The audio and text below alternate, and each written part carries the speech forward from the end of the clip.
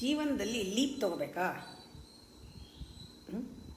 Leap ತೊಗೋಬೇಕಾದ್ರೆ ಕೆಲವು ಸರಳವಾಗಿರುವಂತಹ ಸುಲಭವಾದ ನಿಯಮಗಳನ್ನು ನಿಮಗೆ ನೀವೇನೇ ಪ್ರಾಕ್ಟೀಸ್ ಮಾಡಿಕೊಡಿ.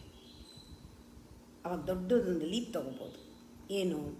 ಫಸ್ಟು ನಿಮ್ಮ ಡ್ರೆಸ್ಸು, ನೀವು ಹೇಗೆ ಡ್ರೆಸ್ ಮಾಡ್ಕೊಳ್ತೀರಾ ಅಂತ ನಿಮಗೂ ಸಹನೀಯವಾಗಿರಬೇಕು, ಬೇರೆಯವ್ರಿಗೂ ಸಹನೀಯವಾಗಿರಬೇಕು. ಆಮೇಲೆ ಬೆವರು ವಾಸನೆ ಇದೆಯಾ, ಹಲ್ಲು ವಾಸನೆ ಇದೆಯಾ, ಅದನ್ನೊಂದು ಸ್ವಲ್ಪ ಗಮನಿಸ್ಕೊಂಡು ಹೊರಗಡೆ ಬನ್ನಿ. ಬೇರೆಯವ್ರಿಗೆ ಶೇಕೆಂಡ್ ಮಾಡುವಾಗ, ಕಣ್ಣಲ್ಲಿ ಕಣ್ಣಿಟ್ಟು ನೋಡುವಾಗ, ಹಗ್ ಮಾಡುವಾಗ ಬಹಳ ನೀವು ಯಾವ ರೀತಿ ಇರಬೇಕು ಆ ರೀತಿ ಇರಬೇಕು. ಬಾಡಿ ಲ್ಯಾಂಗ್ವೇಜ್ ಭಾಳ ಇಂಪಾರ್ಟೆಂಟ್.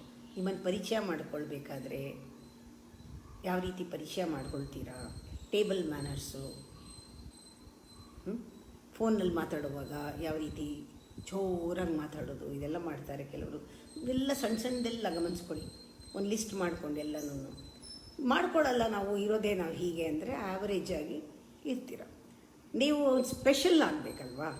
ನೀವು ಒಂಥರ ವಿಶೇಷ, ನೀವು ಯುನೀಕ್, ನೀವು ಎಲ್ಲರಿಗೂ ಸಹನೀಯವಾಗಿರಬೇಕು, ನಿಮಗೂ ಸಹನೀಯವಾಗಿರಬೇಕು, ನಿಮಗೂ ಖುಷಿ ಬರುತ್ತೆ ಅದರಿಂದ. ಯಾರು ನಿಮ್ಮನ್ನು ದೂರ ಇಡಲ್ಲ ಅಲ್ಲ.